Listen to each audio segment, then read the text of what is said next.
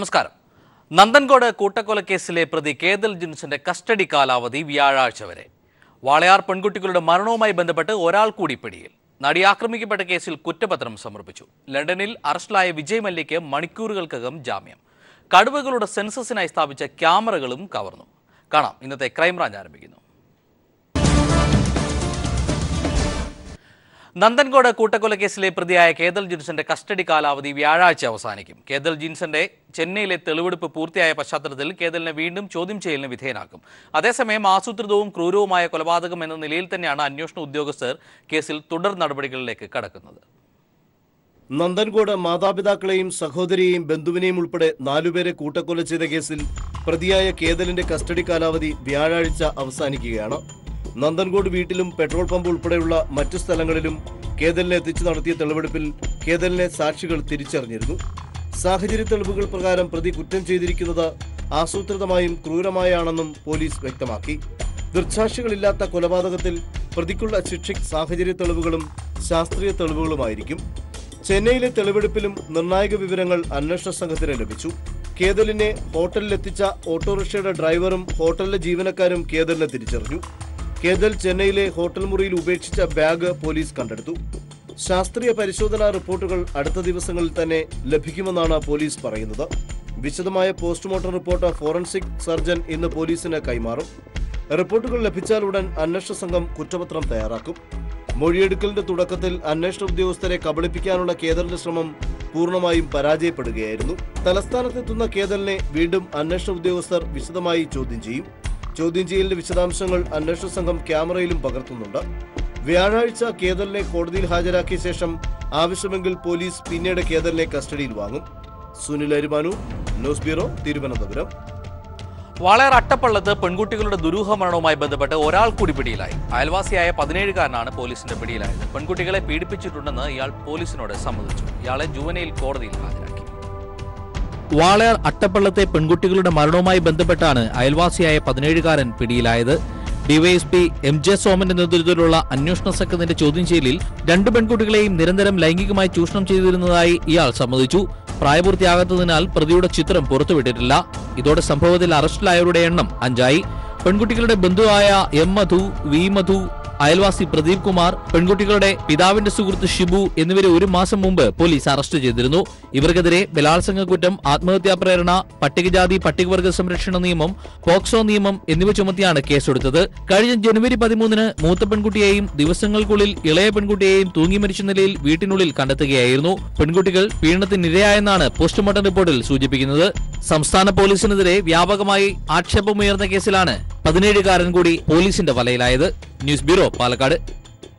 നടി ആക്രമിക്കപ്പെട്ട കേസിൽ കുറ്റപത്രം സമർപ്പിച്ചു. പൾസർ സുനിയാണ് കേസിൽ 1-ാം പ്രതി. കുറ്റപത്രത്തിൽ ആകെ 7 പ്രതികളുണ്ട്. അങ്കമാലി മജിസ്ട്രേറ്റ് കോടതിയിലാണ് അന്വേഷണ സംഘം കുറ്റപത്രം സമർപ്പിച്ചത്. കൊച്ചി ബ്യൂറോ 375 പേജ് വരുന്ന കുറ്റപത്രമാണ് അന്വേഷണ സംഘം സമർപ്പിച്ചിരിക്കുന്നത്.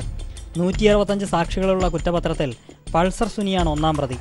കൂടാതെ മാർട്ടിൻ, വടിവാൾ സലീം, പ്രദീപ്, വിജീഷ്, മണികണ്ഠൻ, ചാർലി എന്നിങ്ങനെ ആകെ 7 പ്രതികളാണ് കുറ്റപത്രത്തിലുള്ളത്. IPC 354-ാം വകുപ്പ് പ്രകാരമുള്ള കുറ്റമാണ് പ്രതികൾക്കെതിരെ ചുമത്തിയിരിക്കുന്നത്. അങ്കമാലി 1-ാം ക്ലാസ് മജിസ്ട്രേറ്റ് കോടതിയിലാണ് അന്വേഷണ ഉദ്യോഗസ്ഥൻ DYSP KG ബാബുകുമാർ കുറ്റപത്രം സമർപ്പിച്ചത്. പ്രതികളെ മുഴുവൻ പിടികൂടി 54-ാം ദിവസം കുറ്റപത്രം സമർപ്പിച്ചതോടെ ഇവർക്ക് ജാമ്യം ലഭിക്കാനുള്ള സാധ്യത പോലീസ് ഒഴിവാക്കി. കഴിഞ്ഞ ഫെബ്രുവരി 17-ന് രാത്രിയാണ് പൾസർ സുനിയുടെ നേതൃത്വത്തിൽ 6-അംഗ സംഘം നടിയെ കാറിൽ തട്ടിക്കൊണ്ടുപോയി ആക്രമിച്ചത്. ഇതിന്റെ ദൃശ്യങ്ങൾ മൊബൈൽ ഫോണിൽ പകർത്തുകയും ചെയ്തു. സുനി അഭിഭാഷകന് കൈമാറിയ മൊബൈൽ ഫോണിന്റെയും മെമ്മറി കാർഡിന്റെയും ശാസ്ത്രീയ പരിശോധനാ ഫലം കോടതിയിലെത്തിയിട്ടുണ്ട്. വിചാരണ വേളയിൽ കോടതി ഇവ തെളിവായി കണക്കാക്കും. നടിയെ ആക്രമിക്കുന്ന ദൃശ്യങ്ങൾ പകർത്തിയ മൊബൈൽ ഫോൺ ഇതുവരെ കണ്ടെത്തിയിട്ടില്ല. ഇത് അഭിഭാഷകൻ പ്രതീഷ് ചാക്കോയെ ഏൽപ്പിച്ചിരുന്നുവെന്നാണ് സുനി മൊഴി നൽകിയിരിക്കുന്നത്. പ്രതീഷിനെ പോലീസ് 2 തവണ ചോദ്യം ചെയ്തെങ്കിലും ഫോൺ എവിടെയെന്നത് സംബന്ധിച്ച് വിവരം ലഭിച്ചിട്ടില്ല. നിർണായക തെളിവായ ഫോൺ കണ്ടെത്താനായി അഭിഭാഷകനെ നിയമപരമായി കസ്റ്റഡിയിലെടുത്ത് ചോദ്യം ചെയ്യുന്നതിനെക്കുറിച്ച് പോലീസ് ആലോചിക്കുന്നുണ്ട്. പിടിയിലായ പ്രതികളുടെ ഫോൺ രേഖകൾ പോലീസ് വിശദമായി പരിശോധിച്ചു കഴിഞ്ഞിട്ടുണ്ട്. സംഭവത്തിലെ ഗൂഢാലോചനയെക്കുറിച്ച് അന്വേഷണം തുടരുമെന്ന് പോലീസ് അറിയിച്ചു. News bureau, Kochi. ഇന്ത്യ എക്സ്പ്രസിലെ യാത്രക്കാരന്റെ ലഗേജ് 2 ആഴ്ചയായിട്ടും കിട്ടിയില്ലെന്ന് പരാതി. കോഴിക്കോട് പേരാമ്പ്ര സ്വദേശി മജീദിന്റെ ലഗേജാണ് നഷ്ടമായത്. റിപ്പോർട്ട് കാണാം. ഈ മാസം 7-നാണ് കോഴിക്കോട് പേരാമ്പ്ര ചേനോളി സ്വദേശി മജീദ് ദമാമിൽ നിന്നും എയർ ഇന്ത്യ എക്സ്പ്രസിൽ കോഴിക്കോട്ട് എത്തിയത്. അന്ന് നഷ്ടമായ ലഗേജാണ് 2 ആഴ്ച പിന്നിട്ടിട്ടും ലഭിച്ചില്ലെന്ന് മജീദ് പരാതിപ്പെടുന്നത്. എയർ ഇന്ത്യ കൌണ്ടറിൽ പലതവണ അന്വേഷിച്ചിട്ടും വിവരം നൽകിയില്ലെന്നും പിന്നീട് മറ്റൊരു ലഗേജുമായി എയർപോർട്ട് അധികൃതർ തന്നെ സമീപിച്ചെന്നും മജീദ് പറയുന്നു. എൻ്റെ അടുത്ത് 2 ബോക്സ് ലഗേജ് ഉണ്ടായിരുന്നു. ഒരു ബോക്സ് 27 കിലോയുള്ള വിലപിടിപ്പുള്ള സാധനങ്ങളുള്ള ബോക്സ് ഇതുവരെ കിട്ടിയിട്ടില്ല. നിരവധി തവണ എയർപോർട്ടിൽ ബന്ധപ്പെട്ടിട്ട് അവർ പറഞ്ഞത് ദമാമിലേക്ക് മെയിൽ ചെയ്തിട്ടുണ്ട്, അതിൻ്റെ റിപ്ലൈ ഇതുവരെ വന്നിട്ടില്ല എന്ന്. 10-ാം തീയതി വേറെ ഒരു ബോക്സ് എൻ്റെ വീട്ടിൽ കൊണ്ടുവന്നു, ഇത് നിങ്ങളുടെ ലഗേജാണെന്നും പറഞ്ഞു. അത് എൻ്റെ ലഗേജ് അല്ലായിരുന്നു. ആ ലഗേജ് ഞാൻ സ്വീകരിച്ചിട്ടില്ല. അതിനുശേഷം ഇപ്പം വിളിച്ചപ്പോൾ പറഞ്ഞ് ഇതുവരെ റിപ്ലൈ ഒന്നും വന്നില്ല. 10 ദിവസത്തെ അവധിക്ക് നാട്ടിൽ വന്നതായിരുന്നു മജീദ്. എയർ ഇന്ത്യ എക്സ്പ്രസിൽ ഇത് സ്ഥിരം സംഭവമാണെന്നും ലഗേജിന് പകരം പണം നൽകാമെന്ന് എയർ ഇന്ത്യ അധികൃതർ അറിയിച്ചതായും മജീദ് പറയുന്നുണ്ട്. സംഭവവുമായി ബന്ധപ്പെട്ട് അന്വേഷണം ആവശ്യപ്പെട്ട് കരിപ്പൂർ എയർപോർട്ട് പോലീസിൽ പരാതിയും നൽകിയിട്ടുണ്ട്. News bureau, Kozhikode. Thrissur Adat service സഹകരണ ബാങ്ക് ഭരണസമിതിയെ സസ്പെൻഡ് ചെയ്തതിന്റെ പേരിൽ നടക്കുന്ന സമരം കോടികളുടെ അഴിമതി മറച്ചുവെക്കാനാണെന്ന് CPIM തൃശൂർ ജില്ലാ secretary K Radhakrishnan. MLA Anil അക്കരെ നടത്തുന്ന സമരത്തിന് പിന്തുണ പ്രഖ്യാപിച്ച കോൺഗ്രസ് നേതാക്കൾ അഴിമതിക്ക് കൂട്ടുനിൽക്കുകയാണെന്നും കെ രാധാകൃഷ്ണൻ ആരോപിച്ചു. Report.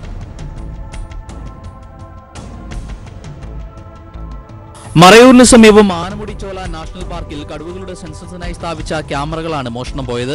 ആനമുടിച്ചോലയിൽ കണക്കെടുപ്പിനായി Munnar wild life division സ്ഥാപിച്ച 5 ക്യാമറകളിൽ 2 എണ്ണമാണ് നഷ്ടമായത്. ചോലവനത്തിലെ ശാന്തൻകാട് ഭാഗത്ത് സ്ഥാപിച്ച ക്യാമറകളാണിവ. ഈ മാസം 11-ാം തീയതിയാണ് കടുവ സെൻസസിന്റെ ഭാഗമായി ചോലയിലെ 5 ഇടങ്ങളിലായി ക്യാമറകൾ സ്ഥാപിച്ചത്.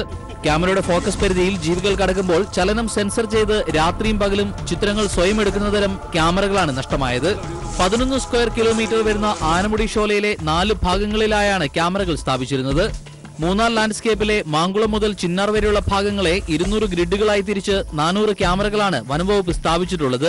വിപരീത ദിശകളിൽ സ്ഥാപിച്ചിരുന്ന ക്യാമറകൾ 1 മാസത്തിന് ശേഷമാണ് തിരികെ എടുത്ത് പരിശോധന നടത്തുക. 2 ദിവസം കൂടുമ്പോൾ വനപാലകർ ക്യാമറ പൊസിഷനും വെരിഫിക്കേഷൻ ചെയ്യും. ഇത്തരത്തിൽ ക്യാമറ പൊസിഷൻ വെരിഫിക്കേഷൻ എത്തിയപ്പോഴാണ് ശാന്തൻകാട് ഭാഗത്തുള്ള ക്യാമറകൾ നഷ്ടമായ വിവരം അറിയുന്നത്. ഏപ്രിൽ 20-ന് മുമ്പായി 400 ക്യാമറകൾ സ്ഥാപിക്കാനായിരുന്നു പദ്ധതി. മോഷണം പോയ ക്യാമറകൾക്ക് 50,000 രൂപ വിലമതിക്കും. വനപാലകരുടെ പരാതിയെ തുടർന്ന് മറയൂർ SI ലാൽസി ബേബിയുടെ നേതൃത്വത്തിൽ ഇടുക്കിയിൽ നിന്നുള്ള ജെനി എന്ന പോലീസ് നായയെ ഉപയോഗിച്ച് പരിശോധന നടത്തി. വിരലടയാള വിദഗ്ധരും തെളിവുകൾ ശേഖരിച്ചു. News bureau, Idukki. ലണ്ടനിൽ അറസ്റ്റിലായ വിവാദ ഇന്ത്യൻ വ്യവസായി വിജയ് മല്യയ്ക്ക് മണിക്കൂറുകൾക്കകം ജാമ്യം. ലണ്ടൻ വെസ്റ്റ്മിൻസ്റ്റർ കോടതിയിൽ ഹാജരാക്കിയ മല്യയ്ക്ക് കോടതി ജാമ്യം അനുവദിക്കുകയായിരുന്നു. സ്കോട്ട്ലൻഡ് യാർഡ് പോലീസാണ് മല്യയെ അറസ്റ്റ് ചെയ്തത്. പ്രസിദ്ധ മദ്യവ്യവസായി വിജയ് മല്യയെ സ്കോട്ട്ലാൻഡ് യാർഡ് പോലീസാണ് അറസ്റ്റ് ചെയ്ത് കോടതിയിൽ ഹാജരാക്കിയത്. ലണ്ടനിലെ വെസ്റ്റ്മിൻസ്റ്റർ മജിസ്ട്രേറ്റ് കോടതിയിൽ ഹാജരാക്കിയ മല്യയ്ക്ക് കോടതി ജാമ്യം അനുവദിക്കുകയായിരുന്നു. അറസ്റ്റ് നടന്ന് 3 മണിക്കൂറിനുള്ളിലാണ് മല്യയ്ക്ക് ജാമ്യം ലഭിച്ചത്. ജാമ്യം നൽകിയത് സ്വാഭാവിക നടപടിയെന്ന് നിയമവിദഗ്ധർ പറഞ്ഞു. മല്യയുടെ കേസ് അന്വേഷിക്കുന്ന എൻഫോഴ്സ്മെന്റ് ഡയറക്ടറേറ്റിന്റെ അഭ്യർത്ഥന പ്രകാരമാണ് മല്യയെ അറസ്റ്റ് ചെയ്ത് ഹാജരാക്കിയത്. പിടികിട്ടാപ്പുള്ളിയായി പ്രഖ്യാപിച്ച മല്യയെ വിട്ടുകിട്ടണമെന്നാവശ്യപ്പെട്ട് കഴിഞ്ഞ ഫെബ്രുവരി 8-ന് ഇന്ത്യ ബ്രിട്ടന് കത്തും നൽകിയിരുന്നു. കുറ്റവാളികളെ കൈമാറുന്നത് സംബന്ധിച്ച് ഇരു രാജ്യങ്ങളും തമ്മിലുള്ള കരാർ പ്രകാരം മല്യയെ ഇന്ത്യയിലേക്ക് തിരികെ എത്തിക്കണമെന്നായിരുന്നു ഇന്ത്യയുടെ ആവശ്യം.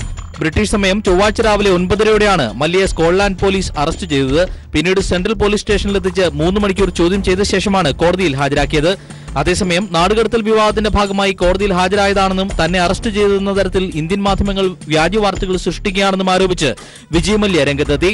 തന്റെ അറസ്റ്റ് ഇന്ത്യൻ മാധ്യമങ്ങളുടെ പതിവ് ആഘോഷങ്ങളുടെ ഭാഗമാണെന്നാണ് മല്യയുടെ ട്വീറ്റ്. കൈമാറൽ അപേക്ഷയിൽ കോടതി വാദം കേട്ട് തുടങ്ങുന്നതേയുള്ളൂവെന്നും മല്യ വ്യക്തമാക്കി.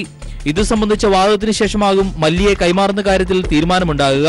മല്യയെ വിട്ടുകിട്ടേണ്ടതുണ്ടെന്ന് ഇന്ത്യൻ അധികൃതർ കോടതിയെ ബോധിപ്പിക്കണം. ഇതിനെ എതിർക്കാൻ മല്യയ്ക്കും അവകാശമുണ്ട്. 7 ബാങ്കുകളിൽ നിന്നുള്ള 7,000 കോടി രൂപ വായ്പയും പലിശയുമടക്കം 9,000 കോടി രൂപ തിരിച്ചടയ്ക്കാതെ വിജയ് മല്യ രാജ്യം വിട്ടതോടെയാണ് ഇയാളെ പിടികിട്ടാപ്പുള്ളിയായി ഇന്ത്യ പ്രഖ്യാപിച്ചത്. News desk. പ്രായപൂർത്തിയാകാത്ത പെൺകുട്ടി പീഡിപ്പിക്കപ്പെട്ട സംഭവത്തിൽ വനിതാ പോലീസ് ഉദ്യോഗസ്ഥർക്കെതിരെ FIR രജിസ്റ്റർ ചെയ്യാൻ ദില്ലി കോടതി ഉത്തരവ്. 10 വയസ്സുകാരിയായ പെൺകുട്ടിയാണ് വനിതാ പോലീസ് ഉദ്യോഗസ്ഥ തന്നെ പീഡിപ്പിച്ചെന്ന് കോടതിയിൽ വെളിപ്പെടുത്തിയത്. പോലീസ് ഉദ്യോഗസ്ഥർക്കെതിരെ ഞെട്ടിക്കുന്ന മൊഴിയാണ് 10 വയസ്സുകാരി കോടതിയിൽ നൽകിയത്. പരാതി പറയാൻ പോയ തന്റെ വസ്ത്രങ്ങൾ ഉദ്യോഗസ്ഥ അഴിപ്പിച്ചെന്നും തുടർന്ന് പീഡിപ്പിച്ചെന്നും പെൺകുട്ടി പ്രത്യേക കോടതിയിൽ നൽകിയ പരാതിയിൽ വെളിപ്പെടുത്തുകയായിരുന്നു. ഇതേ തുടർന്ന് പ്രായപൂർത്തിയാകാത്ത പെൺകുട്ടിയെ പീഡിപ്പിച്ച വനിതാ ഉദ്യോഗസ്ഥർക്കെതിരെ FIR രജിസ്റ്റർ ചെയ്യാൻ ദില്ലി കോടതി ഉത്തരവിട്ടു. 2016 ഓഗസ്റ്റിലാണ് വടക്കൻ ദില്ലി മുനിസിപ്പൽ കോർപ്പറേഷന്റെ പരിധിയിലുള്ള സ്കൂളിൽ വെച്ച് 35-കാരനായ അധ്യാപകൻ പെൺകുട്ടിയെ പീഡിപ്പിച്ചത്. ഇതേ തുടർന്ന് പെൺകുട്ടി അമ്മയോടൊപ്പം പരാതി നൽകാൻ പോലീസ് സ്റ്റേഷനിലെത്തിയപ്പോഴായിരുന്നു സംഭവം. അതേസമയം അധ്യാപകനെ സംരക്ഷിക്കാനാണ് വനിതാ പോലീസ് ഉദ്യോഗസ്ഥ തന്നോട് മോശമായി പെരുമാറിയതെന്നും പെൺകുട്ടി കോടതിയിൽ പറഞ്ഞു. പീഡന വിവരം ചോദിക്കാൻ സ്കൂളിലെത്തിയ പെൺകുട്ടിയുടെ പിതാവിനെ ആരോപണ വിധേയനായ അധ്യാപകൻ ഭീഷണിപ്പെടുത്തിയതായും പെൺകുട്ടി കോടതിയിൽ മൊഴി നൽകിയിട്ടുണ്ട്. അധ്യാപകൻ പിതാവിനെതിരെ പോലീസിൽ നൽകിയ പരാതിയും അന്വേഷിച്ചു വരികയാണ്. News desk. ദില്ലി IITയിൽ വിദ്യാർത്ഥിനികളോട് ശരീരം മുഴുവനും മറയ്ക്കുന്ന വസ്ത്രം ധരിക്കണമെന്ന് നിർദ്ദേശം. ഹോസ്റ്റൽ ഡേയോടനുബന്ധിച്ചാണ് നിർദ്ദേശം ഇറക്കിയത്. എന്നാൽ സദാചാര പോലീസിംഗ് ആണെന്ന് ആരോപിച്ച് വിദ്യാർത്ഥിനികൾ പ്രതിഷേധവുമായി രംഗത്തെത്തി. ഡൽഹി IITയിലെ ഹോസ്റ്റൽ ഡേയോടനുബന്ധിച്ചാണ് വിവാദ നിർദ്ദേശമുണ്ടായത്. ഏപ്രിൽ 20 നടക്കുന്ന ഹൗസ് ഡേ പരിപാടിയിൽ പെൺകുട്ടികൾ ശരീരം മുഴുവനായി മറയ്ക്കുന്ന വസ്ത്രം ധരിച്ചെത്തണമെന്നാണ് നിർദ്ദേശം നൽകിയിരിക്കുന്നത്. മുൻപും ഇത്തരത്തിൽ പല നിർദ്ദേശങ്ങൾ അധികൃതരുടെ ഭാഗത്തു നിന്നുണ്ടായിട്ടുണ്ടെങ്കിലും ഇത്തരത്തിൽ നോട്ടീസ് പതിക്കുന്നത് ആദ്യമാണെന്ന് വിദ്യാർത്ഥിനികൾ പറയുന്നു. ഹോസ്റ്റൽ ദിനാഘോഷത്തിൽ വിദ്യാർത്ഥിനികൾ സദാചാര ലംഘനം നടത്തുമെന്ന് കരുതുന്ന IITയിലെ ഒരു വിഭാഗമാണ് നോട്ടീസിന് പിന്നിലെന്നും വിദ്യാർത്ഥികൾ ആരോപിക്കുന്നു. ഹൗസ് ഡേ നടക്കുന്ന ദിവസം അന്തേവാസികളായ വിദ്യാർത്ഥിനികൾക്ക് പുറത്തുനിന്നുള്ളവരെ ഹോസ്റ്റലിൽ പ്രവേശിപ്പിക്കാം. ഇത്തരത്തിൽ വരുന്ന അതിഥികൾക്ക് 1 മണിക്കൂർ ഹോസ്റ്റലിൽ ചിലവഴിക്കാനാണ് അനുമതിയുള്ളത്. എന്നാൽ ആഘോഷ പരിപാടിയിൽ പുറത്തുനിന്നെത്തുന്നവരെ പ്രവേശന പാസുകൾ മുഖേന നിയന്ത്രിച്ചിട്ടുണ്ട്. ആഘോഷങ്ങളുടെ മറവിൽ ഹോസ്റ്റൽ വാസികൾ അനാശാസ്യം നടത്തുന്നെന്നാണ് ഒരു വിഭാഗത്തിന്റെ ആരോപണമെന്നും ഇത് വിദ്യാർത്ഥിനികളുടെ വ്യക്തി സ്വാതന്ത്ര്യത്തിനുമേലുള്ള അധികൃതരുടെ കടന്നുകയറ്റമാണെന്നും വിദ്യാർത്ഥിനികൾ പരാതിപ്പെടുന്നു. ഇതേ തുടർന്ന് പ്രതിഷേധമുയർത്തിയ വിദ്യാർത്ഥിനികൾ നോട്ടീസിന്റെ ചിത്രം സോഷ്യൽ മീഡിയയിൽ പോസ്റ്റ് ചെയ്തതോടെയാണ് സംഭവം വിവാദമായത്. വിദ്യാർത്ഥിനികൾക്കൊപ്പം മഹിളാ സംഘടനകളും പ്രതിഷേധവുമായി രംഗത്തെത്തിയിട്ടുണ്ട്. പെൺകുട്ടികൾ വസ്ത്രധാരണത്തിൽ മാന്യത പാലിക്കണമെന്നാവശ്യപ്പെട്ട് ദില്ലിയിലെ ചില കോളേജുകളിൽ ഇതിനു മുമ്പും നിർദ്ദേശങ്ങൾ നൽകിയിരുന്നു. ദില്ലി സർവകലാശാലയ്ക്ക് കീഴിലെ ചില കോളേജുകളിൽ ലേഡീസ് ഹോസ്റ്റലിൽ നടപ്പാക്കിയ സദാചാര പോലീസിംഗിനെതിരെ നേരത്തെയും പരാതികൾ ഉയർന്നിട്ടുണ്ട്. News desk. ഉത്തർപ്രദേശ് മുഖ്യമന്ത്രി യോഗി ആദിത്യനാഥിന്റെ ലേഖനം വിവാദമാകുന്നു. സ്ത്രീകളെ തരം താഴ്ത്തുന്ന രീതിയിലുള്ള ലേഖനം തന്റെ വെബ്സൈറ്റിൽ പ്രസിദ്ധീകരിച്ച ആദിത്യനാഥ് മാപ്പ് പറയണമെന്ന ആവശ്യം ശക്തമാക്കുകയാണ്. സ്ത്രീകളെ തരം താഴ്ത്തുന്ന രീതിയിലുള്ള ലേഖനം തന്റെ വെബ്സൈറ്റിൽ പ്രസിദ്ധീകരിച്ച ഉത്തർപ്രദേശ് മുഖ്യമന്ത്രി യോഗി ആദിത്യനാഥ് മാപ്പ് പറയണമെന്ന ആവശ്യം ശക്തമാകുന്നു. സ്ത്രീകൾക്ക് സ്വാതന്ത്ര്യം നൽകേണ്ട കാര്യമില്ലെന്നും അവർ എക്കാലത്തും സംരക്ഷണത്തിൽ കഴിയേണ്ടവരാണെന്നുമുള്ള ആദിത്യനാഥിന്റെ പഴയൊരു ലേഖനമാണ് ഇപ്പോൾ വിവാദമായത്. മുഖ്യമന്ത്രിയുടെ വെബ്സൈറ്റിൽ വായനക്കാരുടെ പ്രതികരണങ്ങൾ ഏറ്റവും കൂടുതൽ ഇപ്പോൾ ഈ ലേഖനത്തിനാണ് എന്നതാണ് ശ്രദ്ധേയം. സ്ത്രീകൾക്ക് സംരക്ഷണം നൽകുന്നതിനെക്കുറിച്ച് പുരാണ ഗ്രന്ഥങ്ങളിൽ വിശദീകരിക്കുന്നുണ്ടെന്ന് പറയുന്ന ലേഖനം സ്ത്രീകൾക്ക് സ്വാതന്ത്ര്യം ആവശ്യമില്ലെന്നും ചൂണ്ടിക്കാട്ടുന്നു. അനാവശ്യമായി കളയുന്ന ഊർജം നാശത്തിന് കാരണമാവുമെന്നും തുടർന്ന് വിശദീകരിക്കുന്നുണ്ട്. സ്ത്രീകൾക്ക് സംരക്ഷണം ആവശ്യമാണ്, അതിന് ചില രീതികളുണ്ട്.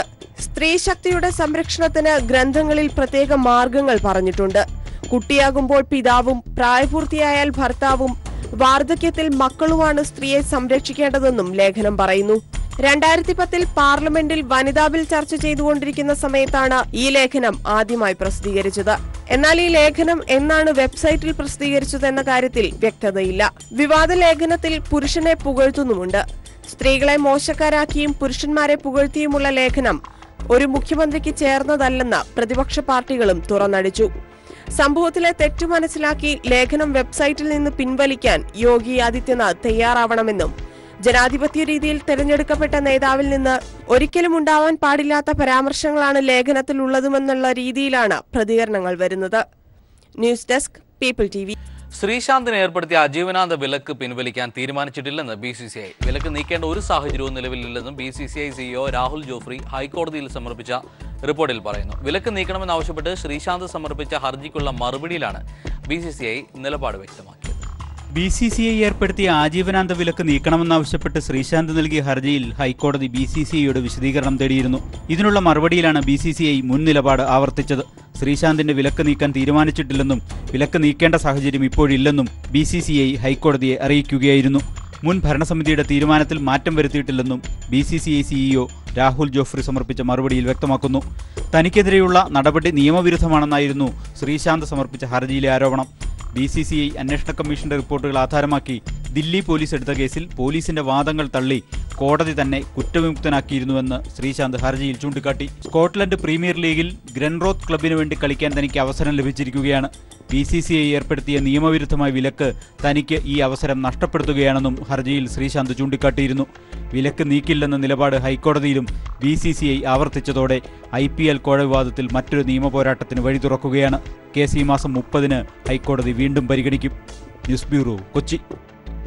ശബരിമലയിൽ ഗുരുതരമായ ആചാര ലംഘനം നടന്നെന്ന ആരോപണം ഉയർന്ന സാഹചര്യത്തിൽ ദേവസ്വം കമ്മീഷനോട് വകുപ്പ് മന്ത്രി വിശദീകരണം തേടി. VIP ദർശനത്തിന് ചിലർ ദല്ലാളായി പ്രവർത്തിക്കുന്നു എന്ന ആരോപണം അന്വേഷിക്കാനും മന്ത്രി ഉത്തരവിട്ടു.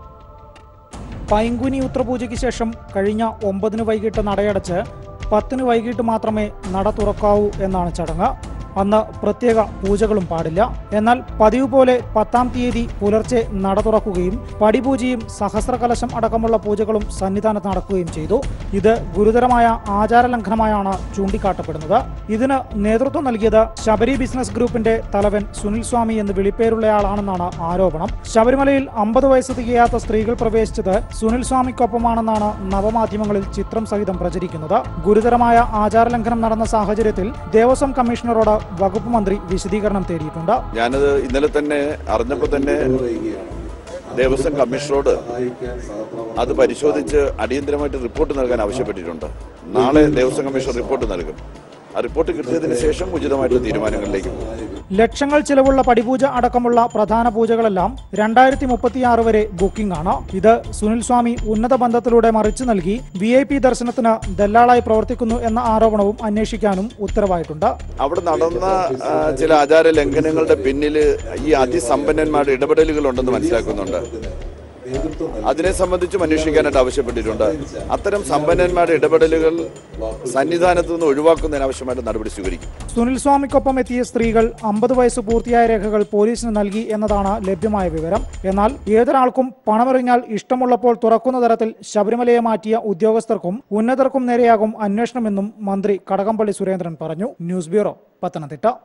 കായംകുളം വെള്ളാപ്പള്ളി നടേശൻ കോളേജ് വിദ്യാർത്ഥി സംഘടനകൾ അടിച്ചു തകർത്ത രീതി ശരിയല്ലെന്ന് SNDP യോഗം ജനറൽ സെക്രട്ടറി വെള്ളാപ്പള്ളി നടേശൻ. മാനേജ്മെന്റിന്റെ ഭാഗത്തുനിന്ന് വീഴ്ച ഉണ്ടായില്ലെങ്കിൽ ശിക്ഷിക്കേണ്ടത് ബന്ധപ്പെട്ട ഉടമയാണ്. കോളേജുമായി തനിക്ക് യാതൊരു ബന്ധവുമില്ലെന്നും വെള്ളാപ്പള്ളി പറഞ്ഞു. കായംകുളം കട്ടച്ചിറയിൽ പ്രവർത്തിക്കുന്ന തൻ്റെ പേരിലുള്ള എഞ്ചിനീയറിംഗ് കോളേജുമായി തനിക്ക് യാതൊരുവിധ ബന്ധവുമില്ലെന്ന് SNDP യോഗം ജനറൽ സെക്രട്ടറി വെള്ളാപ്പള്ളി നടേശൻ പറഞ്ഞു. തൻ്റെ പേര് ഉപയോഗിച്ചിരിക്കുന്നു എന്ന് മാത്രമേ ഉള്ളൂ. അതിനുള്ള അനുമതി മാത്രമാണ് താൻ നൽകിയിരിക്കുന്നത്. മാനേജ്മെൻറ്റിൻ്റെ ഭാഗത്തു നിന്നുമുണ്ടായ വീഴ്ചയെ തുടർന്ന് 2ാം വർഷ എഞ്ചിനീയറിംഗ് വിദ്യാർത്ഥി ആത്മഹത്യയ്ക്കൊരുങ്ങിയത് മാനേജ്മെൻറ്റിൻ്റെ ഭാഗത്തു നിന്നുള്ള അലംഭാവമാണ്. അതിനെ ശിക്ഷിക്കേണ്ടത് കോളേജിനെയല്ല, മറിച്ച് കോളേജിൻ്റെ ഉടമസ്ഥനെയാണെന്നും SNDP യോഗം ജനറൽ സെക്രട്ടറി വെള്ളാപ്പള്ളി പറഞ്ഞു. നിങ്ങൾ തന്നെ ഇതിലൂടെ പറഞ്ഞിട്ടുള്ള എൻ്റെ കോളേജ് അല്ലെന്ന് എല്ലാവർക്കും അറിയാം. ഒരു ഷെയർ പോലും ഇരിക്കില്ല. അതങ്ങനെ ആവശ്യപ്പെടേണ്ട സാഹചര്യം ഉണ്ടാകുമ്പോൾ ഞാൻ പറയാം. ഇത്തരം സാഹചര്യം ഉണ്ടായി എന്ന് പറഞ്ഞുകൊണ്ട് എൻ്റെ പേര് മാറ്റണമെന്ന് എനിക്ക് പറയേണ്ട കാര്യമില്ലല്ലോ.